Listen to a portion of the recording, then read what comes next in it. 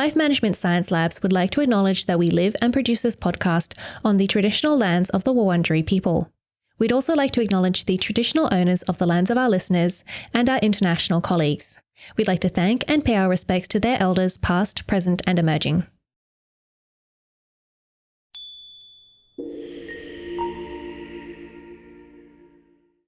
Hi everyone, and welcome to On the House, the Household Management Science Insights podcast produced by LMSL, the Life Management Science Labs. We are champions of life management science, providing structured insights informed by science and inspired by practice on key aspects of conscious living. Each week we bring you scientific and practical insights on each element with the expert knowledge of professionals in the field. I'm your host, Gabriella Joustra, coming to you from Naarm, Melbourne, Australia. Let's begin. Hi everyone, and welcome back to the show. Today we're going to be talking about the housing affordability crisis, understanding the challenges. And we're talking with Dr. Dorina Pojani, who is an Associate Professor of Urban Planning at the University of Queensland. Hi, welcome to the show. Thanks for having me, Ella. Thank you. It's really good to be talking to you about this. Maybe a bit of a more somber topic, but very important nonetheless. But before we do get in, do you mind introducing yourself in a bit more detail? Sure. I'm originally from Albania. I was brought up at a time when the country was communist. So I have experience with communism and capitalism both. I've been in Australia for about 10 years now, but this is not the first place I've lived. After Albania, I've lived for many years in the United States and various countries of Europe. And to tell you a little bit about my research, I am interested in all things built environment. So that includes transport, as in micro-transport, micro-mobility, cycling, scooters, walking. I'm interested in the aesthetic aspects of urban planning. I was trained as an architect before I became an urban planner. So I care about urban design, how we plant the trees, how we design the facades, and so on. And more recently, I've become very interested in housing issues because that's one of the major problems that we're having at the moment in Australia. However, this is not the first time I dabble in housing research. In the past, I've looked at housing for vulnerable groups in post-socialist countries, poor groups of the population, public housing, its privatization, what that's done to people in socialist countries, former socialist countries in Eastern Europe. And I've also looked at informal housing in the global south, how that type of housing is also needed, and how people, without the help of planners and architects, design and build their own settlements. That's so interesting. So many different areas that I guess I haven't really thought much about. Hopefully we'll get into some of those topics today. I do have one maybe odd question. So you said you're interested in the aesthetics and the design of places places that people live, the built environment, and you've lived in many different countries. What is the best place you've lived? I would say one of the brightest examples of urban planning is the Netherlands. Holland. Uh-huh. I'd say that's one of the better planned countries. I was very fortunate. I did my postdoctoral residency in Holland at Delft University of Technology. And well, Holland in many ways is sort of a planner's paradise. They consider all modes of transport, for example, when they design the roads, as opposed to here in Australia, we mainly care about cars. They include cyclists. They make cycling lanes part of their planning process, just the way we do with, say, water lines or electrical lines, right? They include bike lanes in all the roads they design. But it's also a paradise for housing because the government for a long time has had this tradition of providing social housing for not just for the very poor, the way we do it here in Australia, but also for the middle classes. So all kinds of people have access to affordable housing. In the institute where I worked, the researchers were by all means middle class. Some of them lived in social housing, in fact. So it's a very good country that way. And it is so not just because the planning profession is so advanced, but I feel the Dutch population, they're sort of planners in their blood, right? They like to organize their daily life. They like to plan their week. They like to plan their month. So of course they plan their cities. They don't leave anything to chance. Interesting. I mean, I'm half Dutch, but my family moved out a long time ago, long before I was born. So I don't really know much about, I guess, the Netherlands and I guess wider society other than just my family in particular. I'm going to have to do a bit more research into that. Thank you for sharing. Well, there are historic reasons why the Netherlands is the way it is. And a little bit has to do with the fact that the country is underwater. So societies cannot be very individualistic. Here in Australia, we've had this ethos of individualism, every settler sort of grabbing its own piece of land and doing their own thing, potentially away from the community. Whereas the Dutch, out of the need to regulate the water level, they had to get together as a community, the village. They had to deliberate. What are we going to do? You couldn't just say, oh, I'm going to do my own thing and I don't care about the community. And so this created this planning and collectivist mentality, people getting together and talking through a common problem, finding a common solution. So it's not an accident. Interesting. I'm going to talk to my dad about this later. Thank you so much for sharing that. And we're going to move to a section called Have You Met Dorina, where we get to know you through some of your favorite things. First thing I'd like to know is, what is your favorite book? My favorite book, I think I don't have a single favorite book. I've been an avid reader ever since I was a child. But maybe I should talk about my favorite style, which is magic realism. And I like both the magic realism that comes out of Latin America, authors like Marquez, but I also like the Russian magic realism with authors like Gogol. Interesting. I mean, I like fantasy, but I don't know much about magic realism. Can you explain that a bit more? I suppose it's realism, but with some elements of fairy tales in it. It's like trying to talk about a society or maybe sometimes a social problem, but introducing elements from tradition, countries' various traditions of fairy tales and storytelling. Okay, great. And do you have any recommendations of specific books people should maybe like a first taster? The first is, well, the two authors I mentioned, they've written, so Marquez's best-known book is 100 Years of Solitude, and that talks about this sort of fantastical village in Colombia and its inhabitants. So it's a history of Colombia in a sense, or a cultural history of Colombia, so to speak. And the other author I mentioned is Nikolai Gogol, who was Ukrainian, actually. He worked in Russia for most of his career, but he was Ukrainian. And one of his famous books, one that I love, is called Dead Souls. And that one is more of a social critique and social satire than Marquez's book. Okay. But I love them both. It's a different... Great. They're both sort of humorous, but different style of humor. The Russian one, I'd say, is sort of more of a wry style of humor. Okay, I'll have to give it a go. A lot of people have recommended 100 Years of Solitude, but I think I've always sort of put it off because I wasn't really sure what it was about. But I think the way that you've described it is very interesting to me. It's beautiful. And do you listen to any podcasts?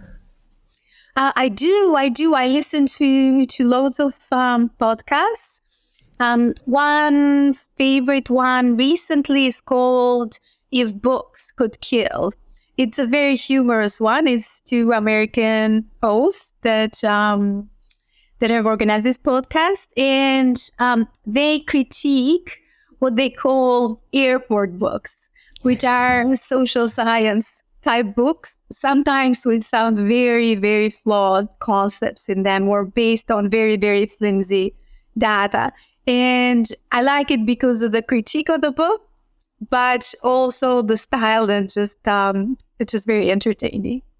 I listen to one of the hosts' other podcasts, and I do really just like that. I feel like I can learn something from it, but also, enjoy it. It's not so much a slog. I can put it on when I want something a little bit lighter.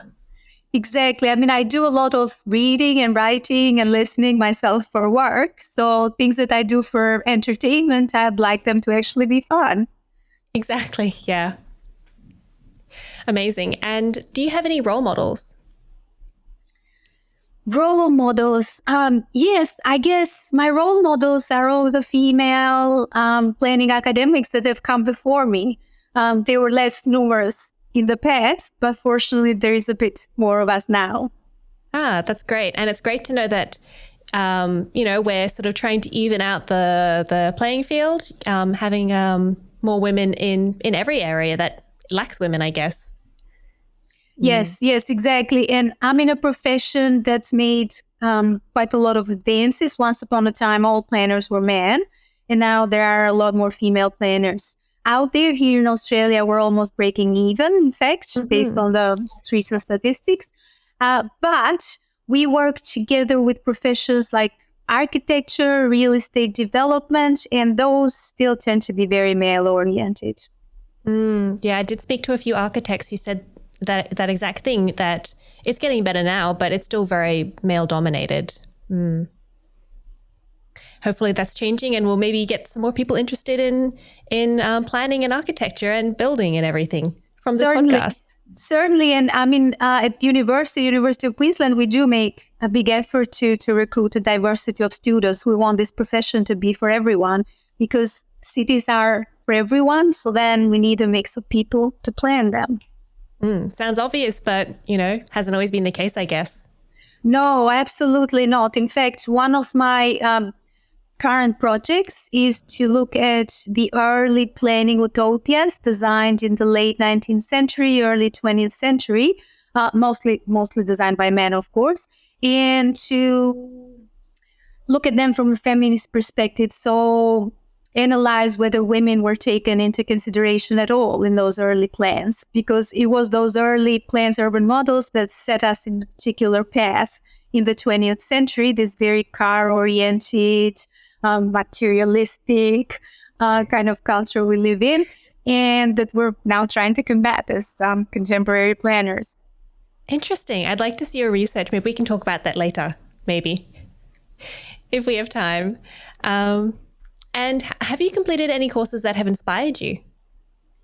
You mean courses that I've taken or courses that I've taught? Generally, we say courses that you've taken, but if there's a course that you've taught that have really inspired you, or a lot of other people, you can also speak about that as well. Well, for the longest time, I used to teach planning theory at the University of Queensland, and that's sort of the foundation of the profession. It's the conscious of the profession, the philosophical roots of the profession. So that's something I used to teach students, but it's something that I learned a whole lot from myself. I mean, it's sort of, there is this say among academics that to really learn a subject, you need to teach it, right? That's when you properly learn something, when you have to teach it to other people. And that's what happened to me with planning theory.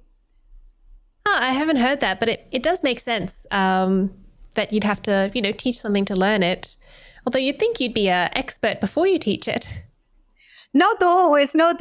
I mean, when I first started teaching it many, many years ago, I was just about one lecture ahead of the students. And then eventually I became an expert. But yeah, it took me a while to do that. It's was a growth process for me together with the students. Oh, that's great. So before we start the podcast, or if we start really getting in depth in our conversation, I like to start off with a few definitions. And the first thing I'd like you to define is, what do you think household management is? Household management. Well, when it comes to housing, it means, to me, the word means balancing the budget, being able to pay your bills, pay your bills on time and hopefully being able to save a little bit, not live from paycheck to paycheck. Okay. So that's interesting because a lot of people talk about household management in terms of, being able to prepare meals or ensure the running of the household. Yours is specifically to do with, I guess, being able to afford the house, which does make sense because today we're talking about housing affordability. So I guess, what is housing affordability and how do we measure that? Well, the sort of old-fashioned rule of thumb used to be that if you spend about a third of your income on housing, then you're living in an affordable market. But that's not something we're seeing in Australia. At the moment, people are spending half of their income, 60% of their income on housing. So our market, especially in the large capital cities and the state capitals, has become totally unaffordable. Is this because people are living outside of their means, trying to live a better life than they can afford? Or is there other forces in play here? Oh, no. I would not blame this on the people. Absolutely not. The problem here is that simply there isn't enough housing for all the people that need housing in this country. We stopped producing housing in line with demand around year 2001. So for more than 2 decades now, we've had this imbalanced market where the demand exceeds the supply. So that's all there is to it. Or let me put it another way. If you go to, say, a house viewing, right? You want to buy a place. There is you in line and another 20 people or 20 couples or whatever, 20 families looking to buy that house. One of those people will succeed, right? They'll make the better offer. They'll offer perhaps all cash or whatever conditions the buyer likes. And the other 19 will have to look for something else. For the market to be available, there need to be 19 houses or units for all those other people that did not buy that particular house. And that's not the situation that we have right now in this country. We simply do not have enough supply. So why did we stop producing enough houses? Well, it's a whole mix of factors. When I say first, I should explain what do I mean by housing supply. I'm talking about the market supply, so the private housing that private developers, private real estate developers create. But I'm also talking about the supply of social housing, the kind of housing that the government provides. These are the two main types, right? In some countries, you also have self-built housing, the informal housing that I was talking about earlier, the stuff I've done research on. But that tends to be a characteristic of the global south. And here in Australia, even though geographically we're in the south, we're technically part of the global north, right? So we don't have much self-built housing in this country. It's either private market or public sector housing. And we're not producing enough of either. The public sector stopped producing social housing simply because the politics became more conservative in this country. We stopped providing enough welfare for people. I guess as a nation, we came to this sort of silent agreement that housing is no longer a birthright or a human right, but it's something that people should be able to afford themselves. They should be fending for themselves in the private market. So that side of the equation was eliminated. It slowly became less and less available, the public housing. And then when it comes to private housing, that's also been difficult to achieve for a whole variety of reasons. So for one thing, it's hard for us to densify our suburbs because in our big cities, it's like we've filled up the land with single-family homes, right? And how do you consolidate those plots? It's become simply too expensive for a developer to have to buy out, say, 5 or 6 owners of residential single-family home plots and then put sort of a taller building and still turn a profit. So that's problematic. So a lot of the densification we've seen in suburban areas of Australian cities is through small scale auxiliary units, right? So granny flat kind of units, or people maybe raising their house, putting a second unit on the ground floor, that sort of thing. But these are very small scale densification efforts. They're good, but they're small scale.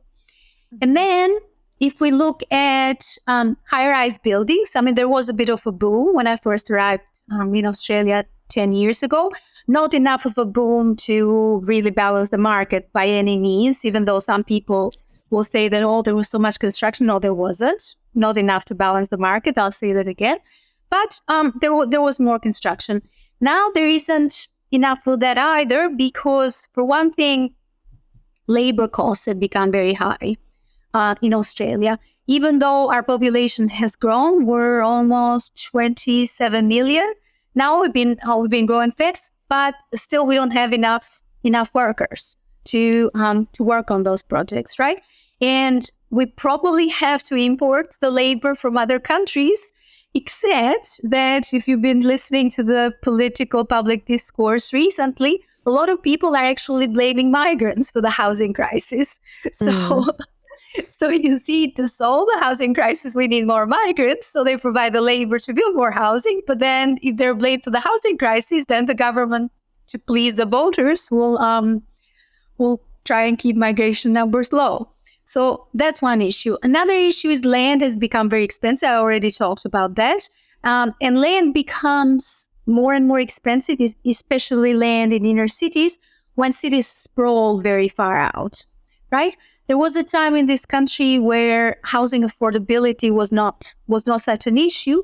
And that's partly because our cities were a lot smaller. So someone could live in a so-called suburb, what would have been considered a suburb in the 1960s, 70s, but they were still not very far out.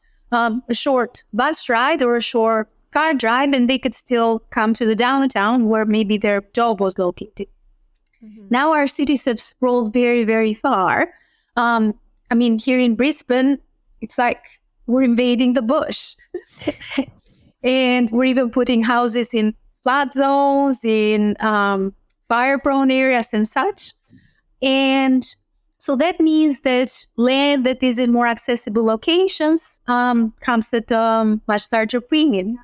So land is very expensive. That's another reason why it's hard to create market-level housing.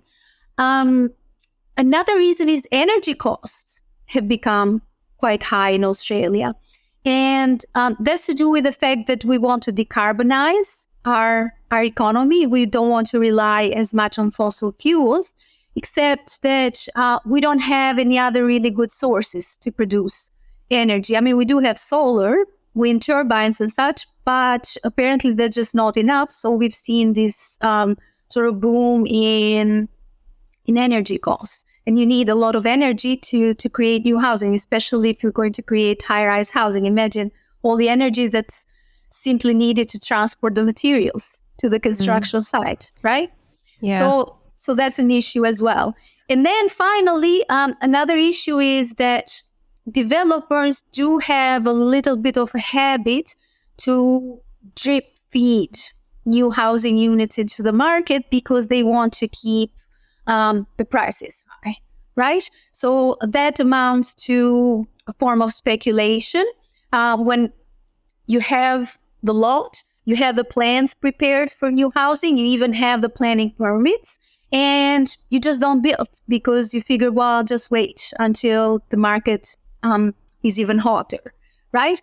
And that's something the planning sector could intervene in.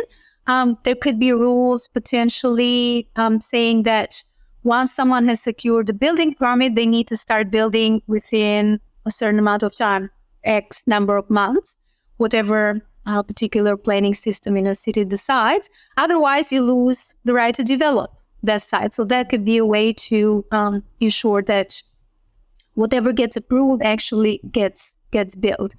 Another part of the housing problem, the equation is all the investment housing by, say, foreign investors that do not live in the housing that they buy. That's not happening as much now, but a number of years ago, there was a lot of talk about foreign investors sort of coming, parking their money in Australian real estate and simply keeping those units empty, not even renting them. So someone had an opportunity to find an affordable place to live. That kind of behavior also needs to be discouraged. I mean, that's problematic in terms of affordability. That's brought up so many questions, and I'm going to see if I can get through all of my questions. I have to remember them all. It's a lot. It's a complex there's so problem. much information and very complex, but very interesting as well. I guess, first of all, I do remember, so I moved to Australia as well about 10 years ago, and I was studying university, learning about Australia, also becoming an adult. And I do remember all of this information about foreign investors and how bad they are. And then also foreign investors aren't really the problem, that, there's not actually as many foreign investors as we think. What side of the story is correct? Was it a bit of both maybe? There are some foreign investors, they are making a difference, but not as much as people think. I don't think it's a huge number. It's just that my principle, my worldview is that a home is a place for living. It's not a place to park your money. It's not a place for showcasing wealth.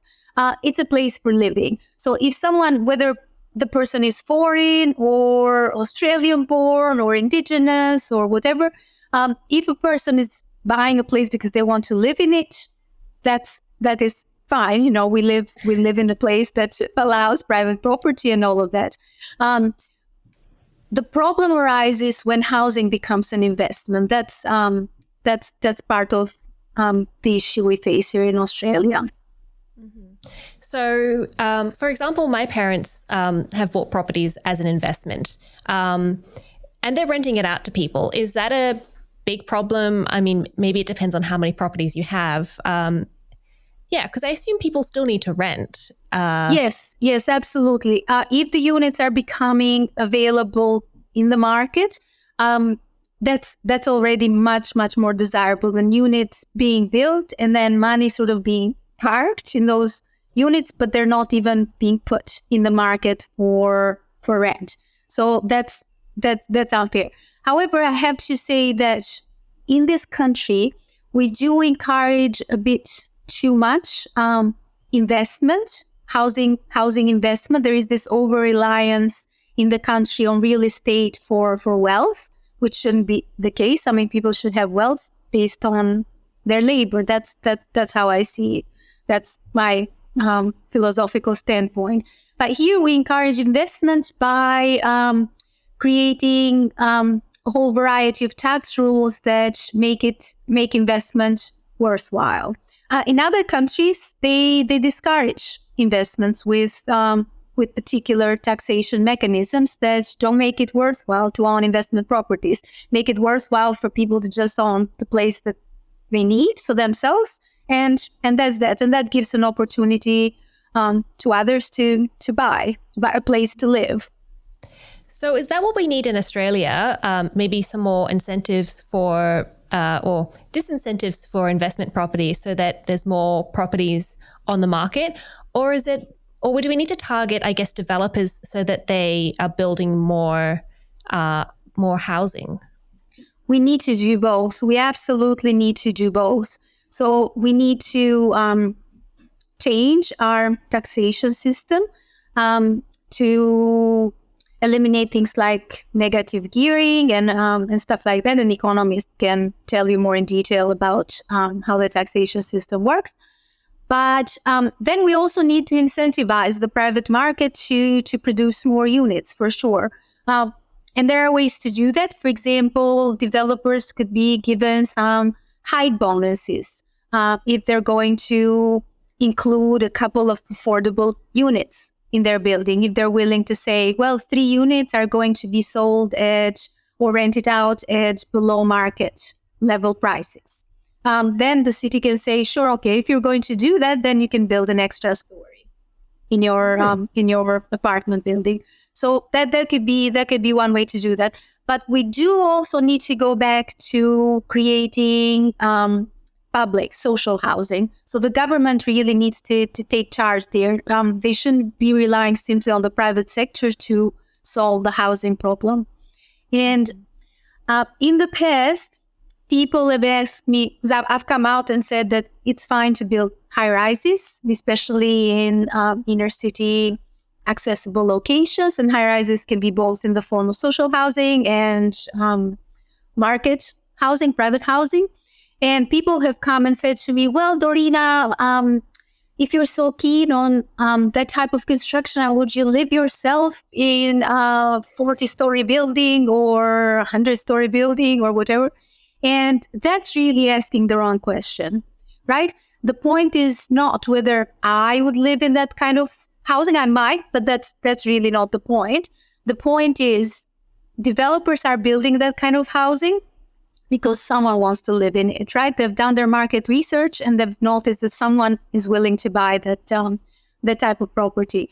And if someone buys that type of property, that frees out another unit that I might want to buy or rent.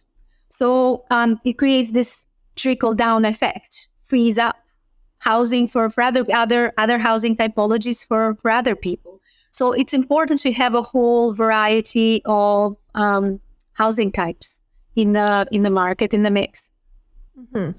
So it's not about just building like big developments, but, ensuring that, I guess, we have enough of each type of building. Absolutely. And at the moment we've got too much, well, not too much, but we've got a lot of like single unit housing, but not a lot of like, more developments, high-rise apartments. Absolutely. That's definitely the case here in Brisbane, but I see that in other Australian large cities that I've visited.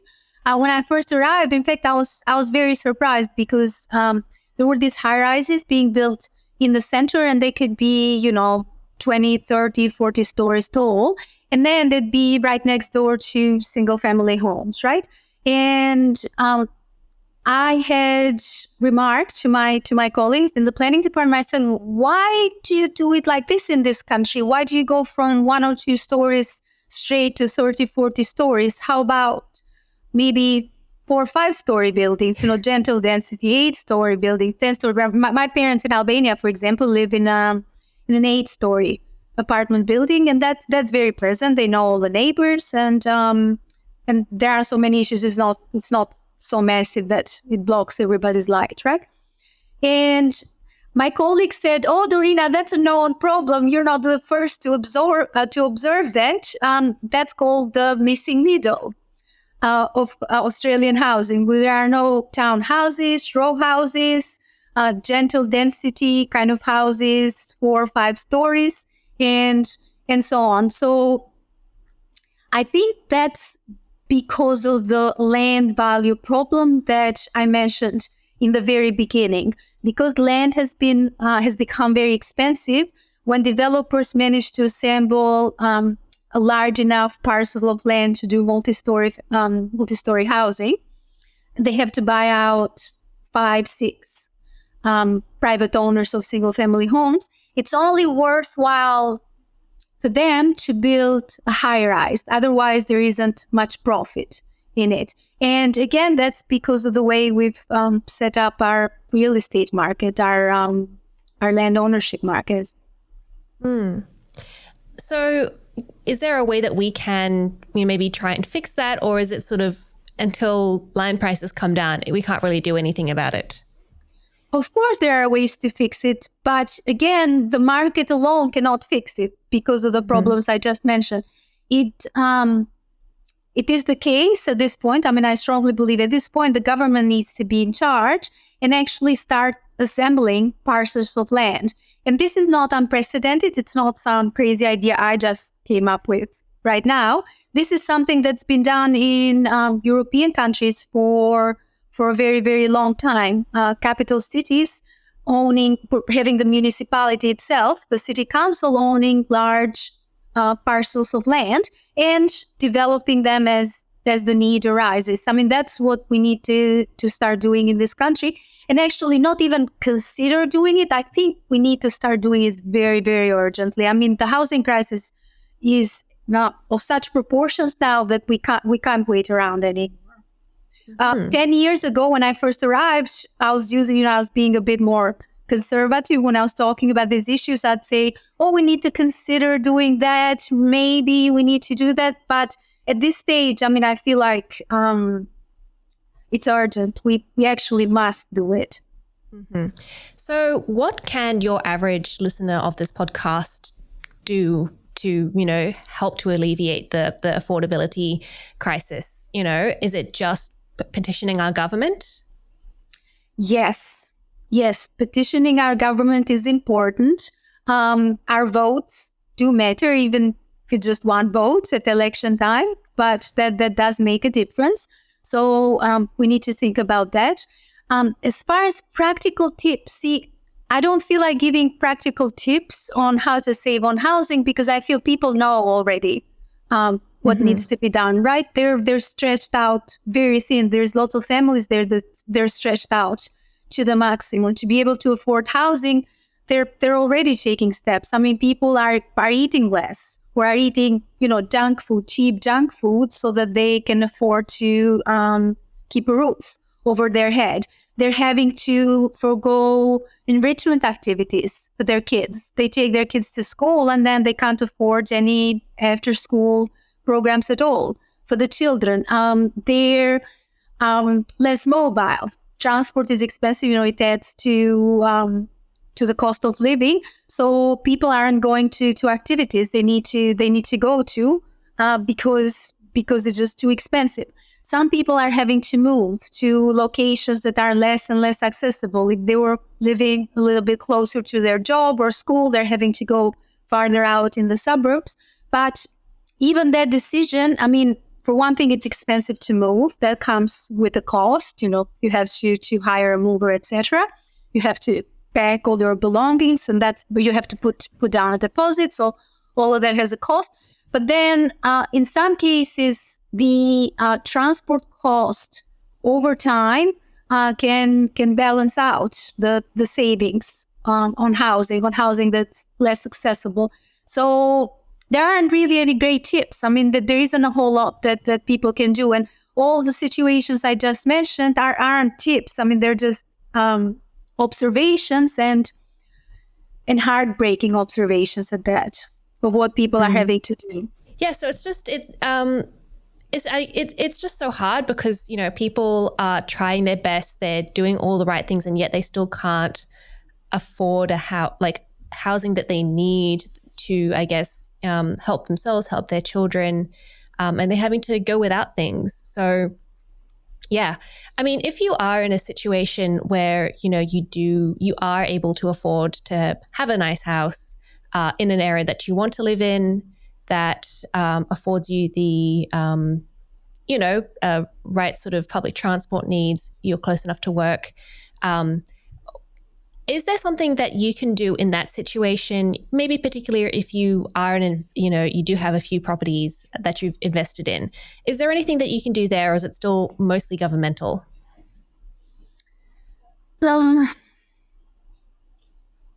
You mean to save more on housing, or to assist with the whole, housing crisis situation?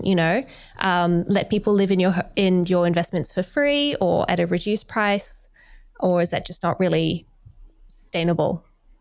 Yeah, absolutely. I mean, people need to sort of take a good look at their conscience and see that there are people homeless out there while they have several investment properties. So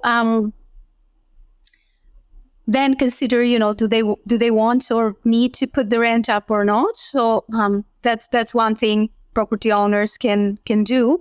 But I still don't think that this should be left to the property owner's own choice, right? Some might be considerate people. They might care about their tenants if they have investment properties, but others may be very callous. So we simply cannot rely on goodwill and sort of trust there. The government needs to step up and start regulating the rental market, make sure that people are not evicted if there is no cause. I mean, of course, you'll get evicted if you're not paying rent or if you're dealing drugs in your rental property. Those are good causes for eviction. But if there is no cause, people should be protected from eviction. Rent raises could be regulated, and there are places that do that, including in the home of the free market, the United States. There are parts of the United States that actually regulate rents. Large chunks of California do that. You know, California has a housing crisis just like we do. New York regulates rents. And that's one major capitalist center, right? Yet they do regulate rents. So we could do that in Australia as well, rather than leave things to chance. And that way, we would ensure that at least people that do currently have a roof over their head will not end up homeless. And then look at people that haven't found a house yet. Mm-hmm. Yes. So I guess take care of the people who are at least have somewhere to stay, and try to stop, I guess, the housing crisis from becoming more of a problem for more people, in the sense that they're becoming houseless. Exactly. And people have become houseless. I mean, here in Brisbane, it's a shocker. It's a true shocker. 10 years in, you didn't used to see homeless people on the streets, and now we actually have homeless camps in parks in the inner city, very, very visible. It's it's both heartbreaking and terrifying. Yeah, we have that in Melbourne as well. And, you know, I think that sometimes these people, because they're in such bad situations, you know, maybe that they can take it out on the public, and it can be very scary as well being in those areas, because you don't know if you're going to be safe.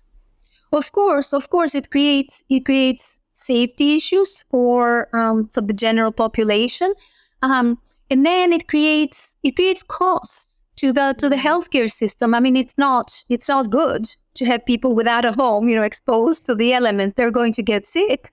Then you need Medicare to take care of that problem. So even if we were totally callous and they just looked at this from a purely economic perspective, it is still cheaper for the system to have everybody have a roof over their head. If that's the case, why haven't we done something about this? Like, if it's cheaper to not pay the healthcare by building, you know, more houses for people to live in, why haven't we done it? Exactly. Why have we not done it? I think this is simply a political decision. It's not a rational decision that we've made. Okay. We've decided that we want to go neoliberal, where everyone just sort of fends for themselves. And that's the simple reason why we haven't done it. Any rational economic analysis will tell you that it's best society is healthier if everyone has a roof above their head. Okay, so yeah, maybe taking a hard look at our politicians and what they're saying, and maybe making some changes there. Yeah, thank you for a very interesting conversation. Thank you very much for having me. So growing up, my parents were very much of the mindset that, you know, as soon as you have enough money, as soon as you have a job, you should start investing in homes, in houses to buy, rather than renting, because renting is you're just throwing money into the pockets of someone else who owns the house. But I mean, I feel like it's very realistic for me nowadays. I'm amongst the many people of my generation who rent, and I'm not really looking at buying because it's, you know, number one, unaffordable, but also it gives me flexibility. So are there any pros and cons to buying versus renting? Yeah, absolutely. I mean, that's a really good question. From when Australia was established as a modern nation, we've had this mentality that everyone should be a homeowner, right? That's been the Australian dream, and not just a homeowner, but a homeowner of a large house on a large quarter-acre plot of land, right? And maybe that made sense once upon a time when housing was very cheap, affordable, like we're talking about. It doesn't necessarily make sense to buy in a market that's so heated, like the one that we're experiencing now. And there are a number of calculations that people might want to make there. So can they afford a home that's in an accessible location? If they cannot afford that, I said before that over time they need to look at how housing costs and transport costs will even out, because it might be the case that if you go to very far out suburb, because that's the only place where you can afford to buy a home, over time your transport costs to work are going to be so high that the savings are not worth much. And then if you think of a house as an investment, which you shouldn't, like I said, I'd rather everybody think of housing as a place to live rather than an investment. But if you look at it as an investment, it's worth buying if you think that house is going to appreciate a whole lot years from now. The overall trend of housing has been that, so the long-term trend has been that prices have gone up. However, that's not been a straight line, right? There have been ups and downs, there have been dips. So if one buys a home, they need to consider the flexibility issue, what you just mentioned. What if you need to all of a sudden sell? You need to move to another part of town because you've changed jobs, or you need to move to another city or perhaps to another country. Will you be able to sell that house? And will the market be as hot as when you bought? You might end up at a loss there. Also, consider this. Your house price might have increased quite a lot. But if you sell, you still need a place to live. Where do you go, right? Maybe you can trade down. You can buy sort of a smaller house, but what's the saving there? Because selling and rebuying also comes with a transaction cost. So that's an issue as well.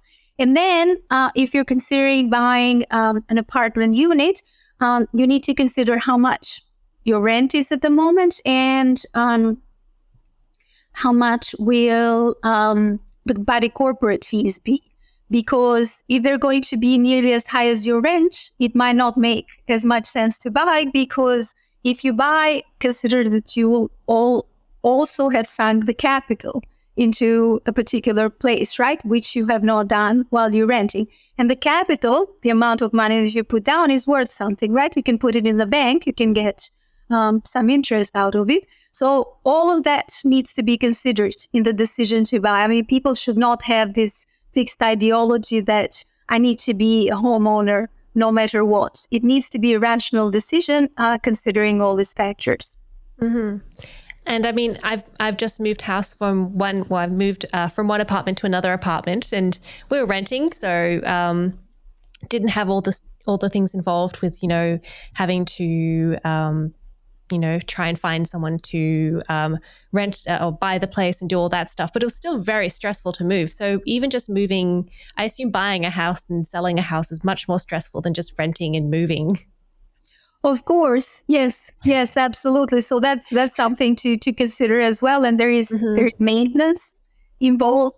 In addition to all of that, here in Queensland we have a particular problem, which is climate. So because of our subtropical climate, houses, especially traditional houses, are Queenslanders, which are beautiful, but they require a whole lot of maintenance. I mean, people need to do termite inspections every year, because your house can be literally eaten up by termites due to the subtropical climate. So that's something to consider there as well. But I mean, something I have noticed with renting, though, is that it can be a bit unstable. I had one friend who was essentially homeless for a couple of months because the house he was living in started falling apart, and they basically said, "You've got to get out. We've got to fix this place up," and he couldn't find a place to rent. So with buying a home, you're going to be able to, you're not going to get kicked out, basically. Yes, exactly. That's why I said the government needs to step in and establish eviction controls. So when there is a situation like that, if we had rules around eviction controls, in a situation like that, the landlord might have to find some kind of alternative accommodation in case of major repair to a place. Okay. While there's tenants in. And generally, I mean, we need to require landlords to take better care of rental housing, because we see many situations where landlords just simply don't care. They collect the rent and they don't maintain properties, and rental properties can become, moldy and unsafe in various ways. But to ensure that landlords do take good care of their property, there needs to be, let's say, rent control applies. Like I was talking about, the rents should not be simply frozen in time, right? Because if they're frozen forever, then landlords just don't have the incentive to take care of the property. So rents need to increase based on things like the consumer price index, so inflation, maybe with a cap if inflation is too high in certain periods, like right now we have super high inflation.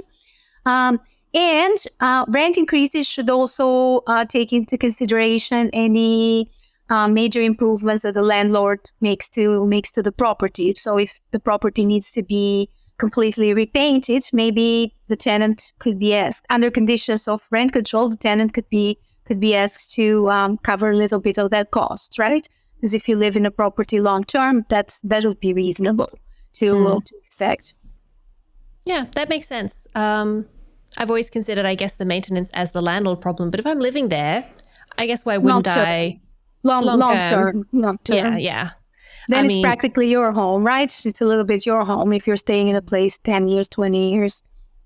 Yeah, that definitely makes sense. Thank you so much. I think that was everything I wanted to ask you about that. Was there anything else you wanted to say before we move on to the next section? No, I think we've covered it. I think we've covered a lot. And so we're going to move on to the practices and habits section. So that's, a practice that you have implemented in your own home based on something that you've learned in your research or in your work. So what is a practice you do in your own home? I have decided to go car free. I don't own a car, and I managed to do that in a sprawling city like Brisbane.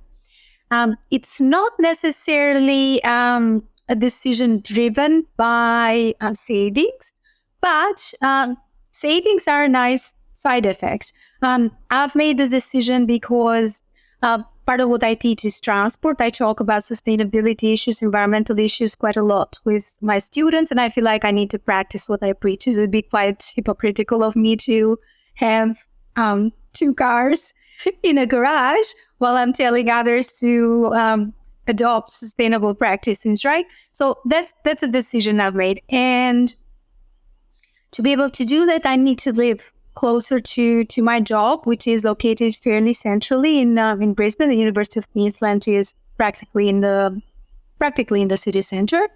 And that means higher housing costs, but like I said, lower transport costs because of not having to own a car and all the expenses that come with a car. It does take some adjustment to go car free in a place like Brisbane or any Australian city, really. For one thing, you need to limit your mobility. So you have to accept that a lot of your shopping will be done locally. And what I say to myself is, if something isn't available in local shops where I live, I just don't need to have it. I'm not going to go to suburban shops that are far away, that require a car, etc. I'm just going to meet my needs locally. If there is something that I need sort of long distance, maybe then I'll have it shipped. That's an exception there. Another thing is your socializing needs to be local, right? When you go car free. So what happens is sometimes I meet interesting people and they live in faraway suburbs. And then I say to myself, well, I guess we won't be able to become friends. I'd like to know this person better, but I just can't get to where they are in a reasonable fashion and quick enough. So, and it's unfair to ask them to come by car to where I am all the time. So that's how it's going to be. So a lot of my socializing, my friends live locally, and I socialize with the neighbors quite a lot as well. So that's another way to do it. And it's a good way to connect with one's community. That's how it used to be once upon a time. Before people had cars, most of their socializing was local. I have done some research around this as well. I wanted to know if there are other people like me out there. So with a former honor student. We looked at other people that live car-free in Brisbane, and we found some interesting things. I mean, mostly they lived in the inner city, which is where the public transport system is better, or you can bike. There are more bike lanes in the inner city than there are in the suburbs. But then there was an interesting gender aspect in the research. So a lot of people we interviewed didn't have children or were empty nesters. So they'd raised their kids and now they could sort of do their own thing. There weren't all the child-rearing responsibilities that often have to happen by car in Australian cities. There were a few, though, that did have kids, and they were still living car-free. And we found out that there was a lot of judgment of mothers in particular. So people would think, she's not a good enough mother. She's not taking her kid to after-school activities. Her kids are missing out a lot because of this mad decisions she's made to live car-free. So that's something we noticed. And general social judgment, and people sort of assuming that so-and-so doesn't have enough money. That's why they do not own a car and stuff like that. So that tells us that there is still some status symbolism attached to car ownership and car culture. In Australia, we still have not gotten that out of our system. So that goes together with housing, right? There's a lot of status symbolism attached to housing and home ownership, but the same thing happens for car ownership. I've never thought about car ownership I think I see car ownership as a status symbol when you have a fancy car or when you have multiple cars. But for most people, I think most people have a very average car and they use it in an average way to get to work because that's the easiest way to get to work, or that's the only way to get to work. I guess in some ways I saw not having a car, maybe as something that you do when you're younger and you haven't got your license yet. And you're like, I can't be bothered. What's the point? That's true.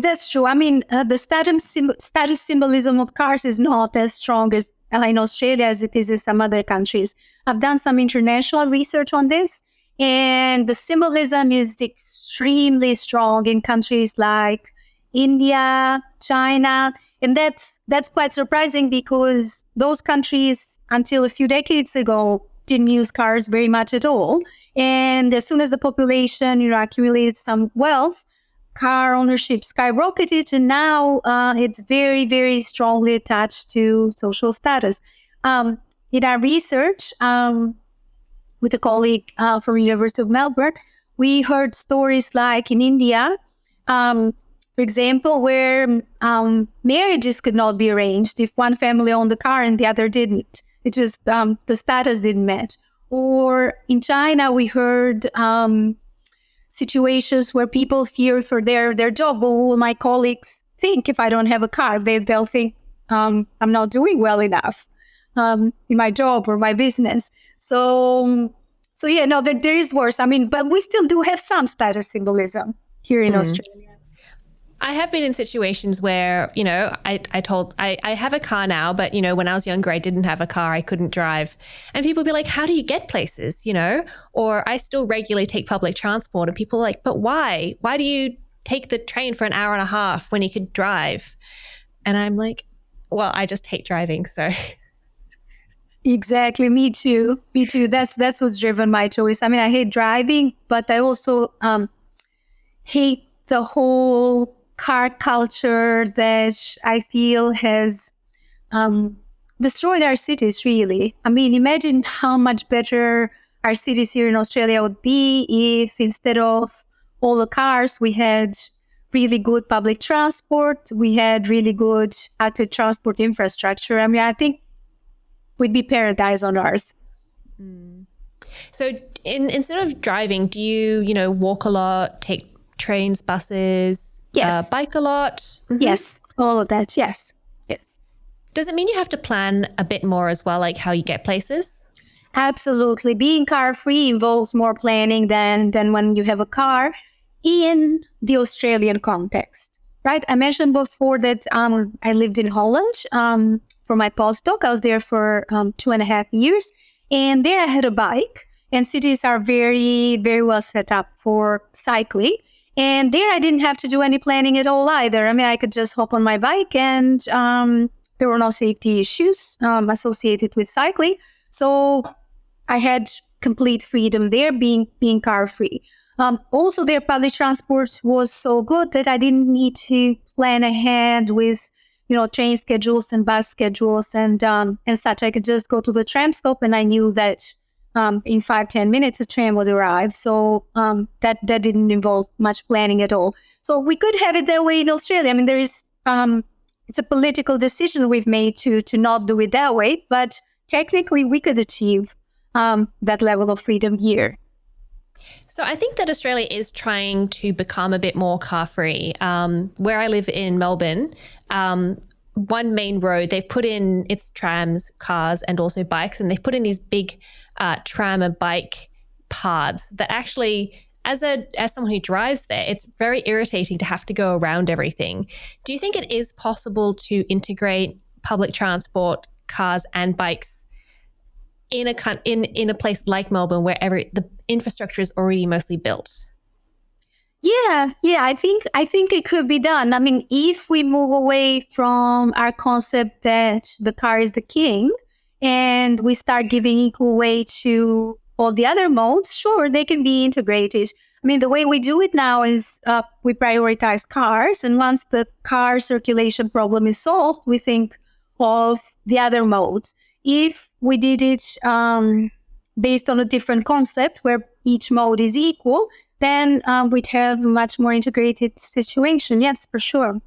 Okay. I'll be interesting to see if that happens in Melbourne. Another road near me is possibly going to remove parking on a main street and just have trams and bicycles. And I'd like to see it because it's very dangerous to cycle down. Yeah. I have to say, I'll openly admit that I just hate on-street parking. Right? I wish that, I realize we do need to have some parking in our cities because so many people own cars, but I wish all parking happened in off-street garages and, I'm not a big fan of parking lots because they're just so ugly and you have this huge surface of asphalt, but maybe multi-story building isn't just simply out of sight. I wish we could get to that kind of situation of no on-street parking. I feel like it's such a blight in our cities. Yeah, maybe. I haven't put much thought, I guess, into what it would be like if we didn't have on-street parking. So yeah, I'll think about it. Well, one thing that happens is here in Brisbane, I hear people say, oh, we can't do bike lanes or we can't have separate bus lanes because our roads are too narrow. And every visitor I've had that comes from, say, Europe or Latin America, places or parts of Asia where cities are older, and they've predated the car, every single person, when they come here, they say, oh, there is just so much road space in this country. So, it's a matter of perspective. And maybe instead of having wider roads, we just need smaller cars.